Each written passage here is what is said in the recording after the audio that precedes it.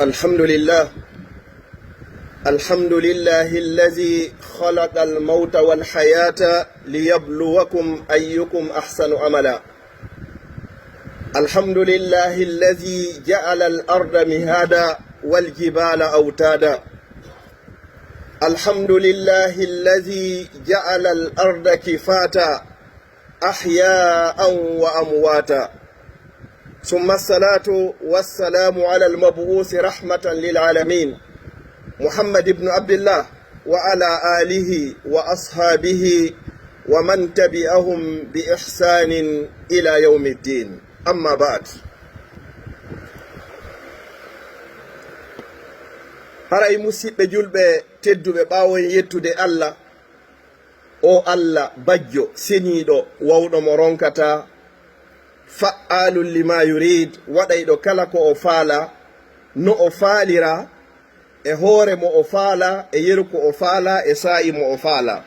hara o landaki hay e gooto.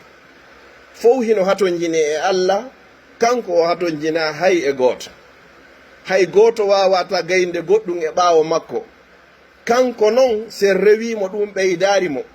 sen fof en hawti kadi e yeddimo, ɗum wawamo ɗuytude hay e hunde e laamu makko, ko ɗo wiyete Allah. Hiɗe yetta o Allahjo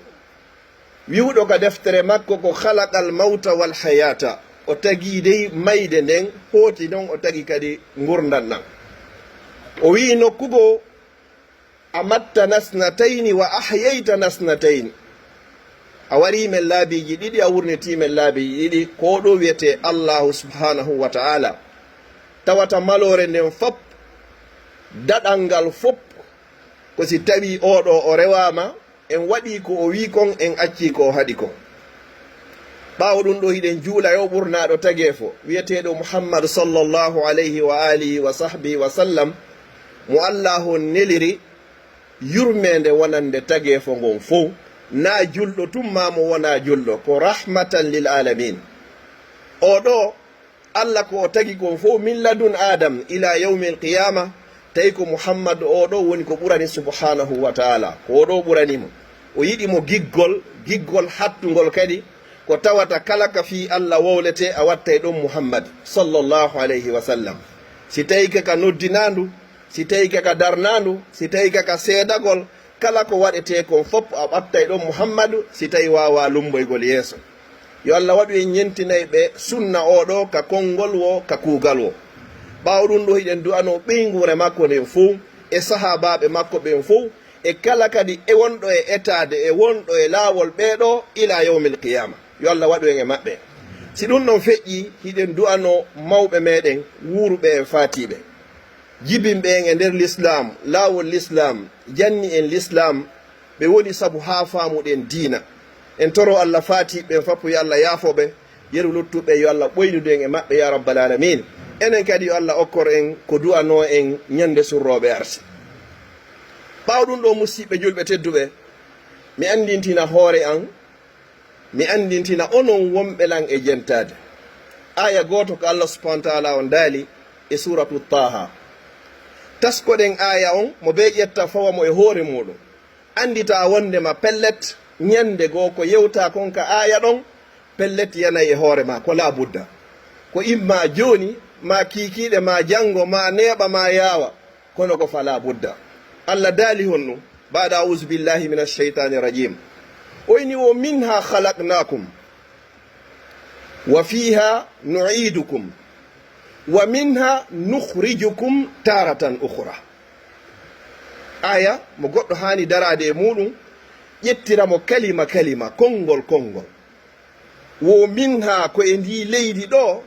khalaqnakum woni ko men tagi on. Si goɗɗo woni lanɗo, o woni marɗo, o woni gando, o woni mawɗo, o woni duhiɗo, ma o woni suddiɗo, jaahu makko on ko ha hewtoyi wo ko hewti ko immorɗo e mbulmbulde. Kullukum min adam, on fop koye adama iwɗon, wa adam min turab. Aw haray noon adam koye mbulmbulde woni o yewi. Goɗɗo alaka innata min ko ɗo mi iwri siwana e adam, ko nelaɗo sallallahu alayhi wa sallam e maaki, kullukum on fop moɗon, foti ko danejo, foti ko ɓalejo, foti ko arabujo, foti ko asiatique, ko américain, ko européen, ko espagnol, kala ka on tigi iwri o woni julɗo o woni kefeere o labba o kaani o moƴƴi o boni o woni dimo o woni jiyaɗo ka o woniri wo oyni on fof moɗon koye adama iwɗon o yeeti en kan noon adama ko hontoyi woyni wo min turabin o kadi koye mbulmbuldi woni ko yiwi ɗum ɗo makko nelaɗon sallallahu alayhi wa sallam e aya on hino yaadi minha halaqnakum koye ndi leydi dey woni komin tagi on wa fiha nuidukum kaka leydi ga kadi on foppu moɗo woni komin ruttata on kaka leydi ga mi rutteteɗa en fopp meɗen koye mayri woni ko hotete neɗɗo on no hani darade ɗo kalkila coñci labaɗi ko ɓorna jawle ko mara otoje labaɗe cuuɗi e kuɓeje e étage ji ko mara kon fop ñande goo a ɓoorete e ɗum ɗo fop ɓooreɗa watteɗa ka nder leydi labudda feere ala foti ko a gando ko ɗo woni ko sakkitorta foti ko a marɗo ko ɗo woni ko sakkitorta foti ko a lanɗo ko ɗo woni ko sakkitorɗa wa fiha kaka leydi ga kadi nuiduku woni on fop moɗon ko min ruttata imma on tigi heɓi battane moƴƴo ma heɓari battane moƴƴo peu importe kono kaka leydi ga ko ton hotata ko honde tuma noon ko andi ɗum wo ko Allah subhanahu wa taala wayni wa ma tadri nafsum maza taksibu gadan wa ma tadri nafsum bi ayi ardin tamut goto anda koye leydi honto woni ko mayata ko honde tuma woni ko mayata koye hoore alhaali honno woni ko mayata kono pellet a mayay hoota kadi ka leydi ga joni noon musidɓe julɓe tedduɓe wa fiha nuidukum ko ɗum enen e leydi ndin hiɗen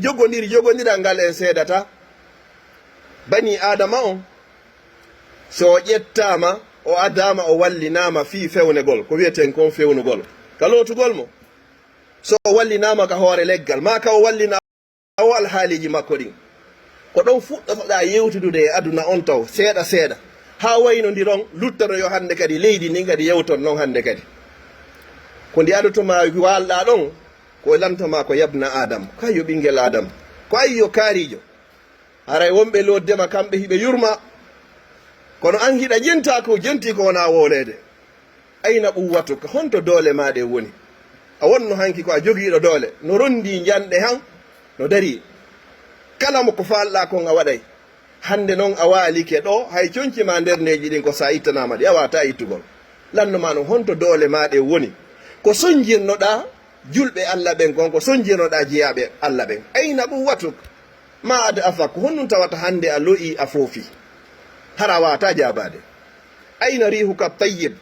honto bargol magol ka feƴƴunoɗa o har hiɗa uuri hande ka wonɗo hande kay sa ittanaka ko wiyete kon kaɗɗan a wawata ittugol hande kay sa walige ɗo duuɓi temedde koye a wallon ha ñola lorra woɓɓe go kono a wata ittande hoorema honto bargol ma moƴƴolngol woni yehino jonnunoɗo ma on o jaɓiti oyna o landoma kadi yabna adama kayyo ɓinguel ay anan honto hito magon ko sonkaynoɗa e hoore jama tappa ɓernde ko wiwi kon ko ɗum ko be ɗum ɗon laato si kaari wi kanko yilditotako la ta goto jaɓu mantorede ɗum si kaari wowli kanko o yilditotako la musidɓe julɓe tedduɓe so jangi ka sira on jangi hadis no woodi wiyete toon annasikh wal mansukh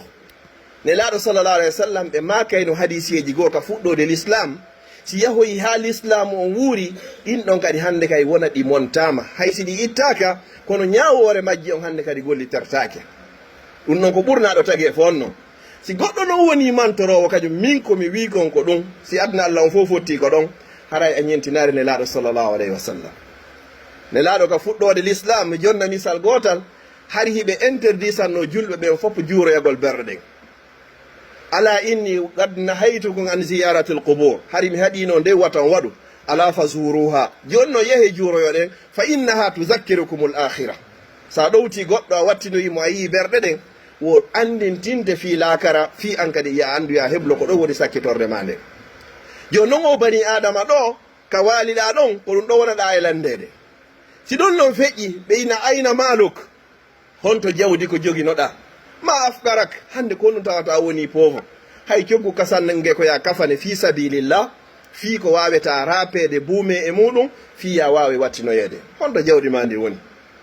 e landoma ayna jahoko honto teddungal magal, honto dambe ɗen, honto iwti ndin, ayna mulkok, honto laamu ma ngu woni. ɗiɗo fof bani adama on hande o seedi e muɗum, o waynodiri, hay hunde wawamo nafude ɗon sina sifa ko waɗɗen ɗo joni ko ardinanoɗa hoore ma kon immorde ko moƴƴi. si tawi ɗon feƴƴi o bugama yeeso ɗon seeɗa, mawɓe meɗen ɓe yo Allah yaafoɓe, si adda fure addanoma wallinama ka hunduko ɓabru, ɓe inna yo ittire ka gorol e ka deyol ka be tato adde, adu a ƴettede wallinede ɗon ɓabru on noddete landoma, o lando lan o landoytoma an kadi a hewtari nder ton taw. o inna ko yo ɓinguel adam, harajta min atturabi bila zam, wo fewndo iwaynoɗa ka leedi ga ɓay en fof koye mboldari woni ko tagaɗen, arno ga hari a wonda e bakkato haye honde fewndo iwata ga yaha aduna. wa utta ila turabi wa kulluka zunub, hande noon a arti a foppu maɗa ko a bakkato, konto ittiroyɗa o bakkato ɗo, a iwno e an min leydi ni yahuɗa ka aduna wuroyɗa duuɓi 50, 50, 50, 50 a arti hande a foppu maɗa ko a bakkato, ko honnum waɗi ɗum. bani adama on anda ko woni yahude ley ton kon noon ɓuuri e hulɓinade. si ɗum ɗon feƴƴi bani adama on o noddamo, abru o noddama ko an yo kaarijo lisanul haal, ɓe inna wada uka wa tarakuka, ko derni e on ni ado a wattede ka nder ngayka. o ɓe wallinima ɗo ɓe tertike ma, walaw zallu maka ma nafa'uka, ko ɓe neɗiduno e ma ɗo wo, ko ɓe ƴetteteɓe parama ɓe wannama compli waɗa kastangi wallama ɗo e morgo. law zallu maka ma nafa'uka, ko neɓiduno ɗo wo hay hunde ɓe wawanoma nafude. walam yabqa laka illa ana, hande a luttiraga ha hay hunde si wona min o Allah jo taguɗoma e ndi mbuldi mi artirma e mayri, ko e ndi kadi woni komi yaltino e maka taratan ukhra lawol goo. si tawi noon an e oɗo hari on haɓino, joni noon on luttidi kanko tun, wona nene, wona baba, wona ɓeygu, wona ɓiɗɗo, wona koto, wona jaaja, wona musidal, wona bolonda, wona siɗɗo, wona jatiguijo. hande hay goto falakama, giɗo ma ɓurɗoma yidde on ko wonɗo e hittinde heña juulemo, surreyoyemo, wattinoyemo, ko ɗo ɓuuri wonde giɗo ma on hande. ko hombo luttitoɗa ko wiyeteɗo on Allah. joni noon si tawi an e Allah on haɓino, on taƴodirino ñallal, yontere, lewru, hitande, tawata goto e moɗon tuggata goɗɗo. ko honno fuɗɗitorta yewtere nden hakkude maɓe subhanahu wa taala hande kadi. qur'an addanoɗo on o janggaka, makuji nelaɗo sallallahu alayhi wa sallam ɗi janggaka, fiɓu haaji ɗin ɗi janggaka, juulaka e leer, juulaka no juulire non. jotti tu weeli foti dogi e ɓawo aduna, ha hande kan noon aduna on accitima. o landoma a tarakta duniya ami duniya tarakatka, ene ko an acciti aduna on, ka ko aduna woni ko tertima. tigi on ko aduna woni ko tertima hande kay taw hato jina e ma. hande bani adama on hara o wonti ko wiyete kon poubel, o wonti ñoogue, tawata hay goto ko hato jini e makko ala. so yi bani adam neɗɗo joginoɗo feere, jogiiɗo jaahu, jogii doole, jogii cembe, piiji ɗin fof no timmi, jawdi no woodi, o ƴawaynoɗo premiére classe ka nder avion, ko ton o wonta, hay deuxiéme classe o ƴawata. kono wallahi ñande o laati fure keesuwal ngal wattaki hay ka deuxiéme classe. kaka bagage ji ɗi wonta ley ton ko ton ngal waɗoyte, wonɗa lanɗo, wonɗa mawɗo, wonɗa ganndo, ko wonɗa wo ko wonɗa, wallahi keesuwal ngal ko ton ngal waɗoyte hande kadi. haray hay avion wal ngal ɓeeɗa ko yoɓa wo ko yoɓa, hay so yahi yoɓama joni 10 000 euros, fiyo keesuwal ngal woni ko nder avion haray ɓe jaɓata. hande fi hon ɗum placement on ala nder ton, a wonti poubel, a wonti ñoogue hande kadi. fi noon wata ɗum ɗon laato fiya wonu neɗɗo tedduɗo ɓaawo mayde nden kadi, wallahi ko sa andi Allah a andi nelaɗo Allah, ko sa rewi Allah a jokki sunna nelaɗo sallllahu alayhi wa sallam, andita ko tagiraɗa addiraɗa e hoore o aduna, wallahi ko fiya rew Allah. wa ma khalaqtul jinna wal insa illa liyabudun, hay hunde ala ko Allah addirma ɗo sina fiya wawmo rewde. sa jokki ɗum ɗon a wawi naɓidude e fiya kuuji ma aduna ɗin, wallahi haray gurdal labaɗan heɓike, gurdal moƴƴan kadi heɓoyo kadi yawmal qiyama. si tawi noon ɗum ɗon woopi fala talumanna illa nafsak, a feloyta hay goto si wona hoore ma. wa an laysa lil insani illa ma sa'a wa anna sa'yahu sawfa yura summa yujzahu al jaza al awfa. golle maɗen ko yiyoyte e nden ñande yesata gefo ngon fop ɗo no gasa waɗa gokkun ɗo na fo yiyanayma. amma yawmal qiyama ko ewnoyde iqra kitabak, ƴaɓuɗo talkuru kuuɗe ma no janga, kafa bi nafsika l yawma alayka hasiba. hande ko an kalkilantaɗa hoore ma ɓe to ñatama few. ndu talkuru amen ɗo noon ɓe men imminnoɓe yo aru aynama winda golle maɗen, fopp waɗama nder ton la yugadiru saghiratan wala kabiratan illa ahsaha wa wajadu ma amilu hadira wala yazlimu rabbuka ahada. hay hunde ala ko acca moƴƴi boni ɗuuɗi fanɗi laba kaani kamɓe ko ɓe inna ko ɓe windu wa inna alaykum la hafisin ɗum wonde mon nde malaikaɓe aynoɓe on ɓen ɗon noon ɓe allah addi ɗon yo ayne ko si tawi no hara ɓe ñamayno hara ɓe yehi soƴƴoygol ma hara ɓe yara ɓe ƴetta yargol tun golla goɗɗum ma hara ɓe ɗano to no yeru ko ɓe ɗani kon golla goɗɗum ko windaka kono malaika ɓen ɓe ñamata ɓe yarata ɓe ɗanota ko ɓe resata ɓe yeddata allah sifaji jowi ɗiɓe jogui bani adama jogaki ɗinno ko ɓeɗo noon allah inni yo ayne wa inna alaykum la hafisin allah inni kay woko kiraman ɓen ko tedduɓe katibina ko windoɓe kadi yalamuna wallahi wo hiɓe andi ma tafalun sewi sembi janɗi laba kaani suuɗi feeñi ko wonɗon e gollude kon fof ɓe winda ɓe natta rapport joni noon ko ɗum ɗo fof moɓiniroyte yawmal qiyama buge ko ɗum allah ini wa isa suhufu nusirat si ɗeri kuuɗe ɗin hannde kadi sakitoyama woɓɓe jaɓiroya ka ñaamo yo allah waɗu en e ɓen ɗon woɓɓe jaɓiroya ka nano wal iyas billah yo allah dandu en woɓɓe jaɓiroya ka ɓaawo keeci maɓɓe ko ɗum allah ini wa amma man utiya kitabahu wara a zahri si tawi o hettiri talkuru kuuɗe muɗum ton har hay hunde ala e nder talkuru kuuɗe makko num haray ko moƴƴi woodi moɓɓe la yabuduna allaha illa fi ramadan rewgol allah ko suumaye suumaye si suumaye hewti hara hiɓe wakkili moƴƴa kono si suumaye feƴƴi haray lutti kadi suumaye aro si suumaye tawtiɓe joni noon ɗum ɗo ko honno wiyeta jomma yawmal qiyama duuɓi capannayyi duuɓi capanɗe joyyi waɗoygol contrandi ɗum ɗo fof ko feƴƴi kon wallahi mi toriki allah subahana taala yo allah hon tabintin en nelaɗo salah sallam e maaki wa in minkum illa sayukallimuhu rabbu ala hay goto e meɗen pellet sina o yewtiɗo e joomi makko wa laysa baynahu wa baynahu turjuman hara ala hakkude ma an e allah ko wiyete kon interprète o landotoma jaaboɗa kadi toon na goɗɗo lande ɗo nango uttu ettede wonɗoma e landade on himo andi alhaali ma ko ado hay a miijade wonano fréquence a wowli kono bani adama o tagama ko o sattuɗo hunduko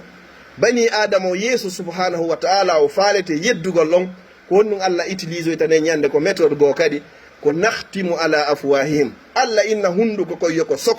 soko hande kadi ko teral be teral woni e wowlude kala ko ngal golluno e nder aduna on ɗo ila ñande on tigi hellifa ha ñande ɓeyni o ƴetta o laatike fure mi toriki allah subahana taala yo allah huuro en ko yaforay aqulu qawli haha wa astahfirullah li wa lakum fastahfiru innahu huwa alghafuru rahim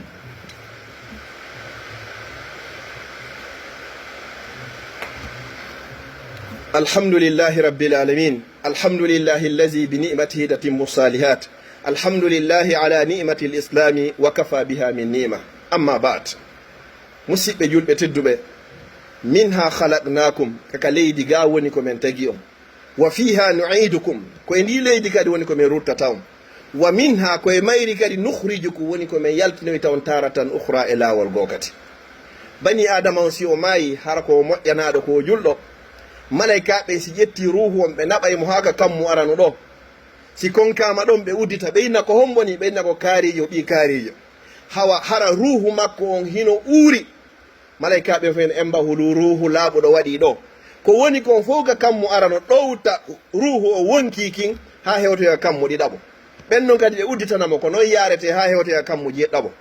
allah subahana taala inna nutte jiyaɗo an on ka leydi watto yommo ton ka ton minha khalaqnakum wa fiha nu'idukum wa minha nukhrijukum taratan ukhra ki ittoye ton kadi ke artire kadi ka ɓandu o wona ka nder qabru ko ɗo wiyete alhayatul barzakhia ko ɗo woni gurdan ɗan a yiwi aduna hewto yaari laakara to ko ɗo wiyete hayatul barzakhia ko ɗo on tigi wurata ha tumane dargal ngal dari ko ɗon noon ɓeyni wo qabru on ko imma rawdatun min riyadil janna aw hufratu min hufari niran imma wonanima weendu jeyandu e weenduji aljanna ma o woni gayka jiyanga e gayɗe yiite jahannama waliyas billah joni noon musidɓe julɓe tedduɓe enen ɓe wuuriduɓe ɗo wuurida ɗo e goɗɗo ha ñande go ɓe innama kaarijo o feƴƴini o maayi ko konngol tawata singol wowlama alaka réparé hande kadi taƴi o maayi maayi si fof moɓodiri wata tokkude fi o arte gurdam ɓeydalngol mo segonde goto goɗɗo wawa ɗuytalngol goɗɗo kadi minute goto ma segonde goto ɗo yo mayde goɗɗo kadi wawa ɗum ko piiji ɗi allah subahana taala woni ko heerori goɗɗo noon no wawi wonde saabu hara balɗe ɗe lanni kono goɗɗo wawa mayugol hara balɗe lannare ko tuma lanni o si on tigui maaya goɗɗo kadi mayata hara arsike makko hino lutti e hoore o adna ko hotta e gabbu zarra e yewtingal misal ko heewi fewndo imamul hasanul basri goɗɗo ukkino e nder koloyru ɓe gerdi e makko ha ƴawnugol mo ɓe gerdi ɗon ha o wawi ƴawde tawi rennu heewi tew ndiyam ƴawgol makko ko konngol gotol o woodi o inni okkore ela mi ñaama ɓe jonnimo pomre woɓɓe ina lemu nere ɓe jonnimo ɗo ko ñaamete ñaamugol makko ɗum ɗon tun o gayna wonki ki yaari ɗon hannde kadi tawi Allah ko windannomo kon o ñaama e hoore adna tawi hino lutti yeru kumpom hun ɗon ko be o ƴawa ka koloyru hara o mayaari nder ton o lando ñaamete o jonne o ñaama konko windano ɗon ñande o heɓuno balɗe 120 ka nder renga yumma makko o ñaami kon ɗon ha o gayni hannde gay so tawi noon wonki kin haray ko yalti bani adama ko hanuno e mapinde kon na ɗum woni e mapinde ko hana e mapinde ko woni e mapinde bani adama sa yimo maapo fi arsiki kono wurirta o maapi ko tawata ala juuɗe makko wallahi summa wallahi sa woni julɗo Allah arsikete sa woni mo wona julɗo Allah arsikete wa fi sama rizqukum wa ma tuwadun arsike ma on sa yeddi Allah kanko o pinirtama fi ɗum o jonnete arsike ma on ko joni o moɓidira fop hande kadi o habbo ma yawmal qiyama ko ɗum Allah inni e suratu fatir walaw yu'akhizu llahu nnasa bima kasabu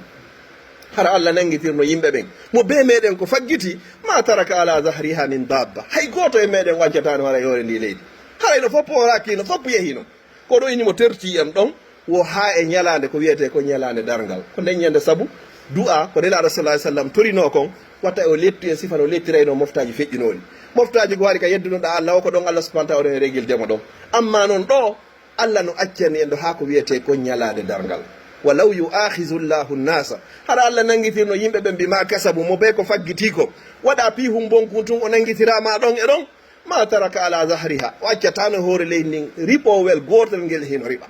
ko ɗum o bani adama no hani torade Allah subahana taala yo Allah okkumo timmode moƴƴere mi toriki Allah yo Allah okku en timmode moƴƴere mi toriki Allah subahana taala yo Allah okku en timmode moƴƴere allahumma arzuqna husna al khatima اللهم ارزقنا حسن الخاتمة اللهم ارزقنا حسن الخاتمة اللهم لا تفرج هذا الجمع إلا بذنب مغفور وسعي مشكور وعمل متقبل مبرور اللهم اجعل جمعنا هذا جمعا مرحوما وتفرقنا من بعد تفرقا معصوما اللهم اغفر لحينا وميتنا وصغيرنا وكبيرنا وذكرنا وأنثانا وحاضرنا وغائبنا اللهم من أحييته منا فأحيي على الإسلام ومن توفيته منا فتوفوا على الإيمان اللهم لا تحرمنا أجرهم ولا تفتنا بعدهم ولا تدلنا بعدهم ترك الله يو الله فيوني يافو دندانغال فاتي بجلبه يو الله يافو موبه من فاتي بفو دندانغال فاتي بجلبه نونو be yo Allah ndikkimbe torki Allah sellube yo Allah beydambe cellal marbe be yo Allah hon beydambe hiwabe aynabe dandabe be jogaki ben kadi yo Allah hon okkorbe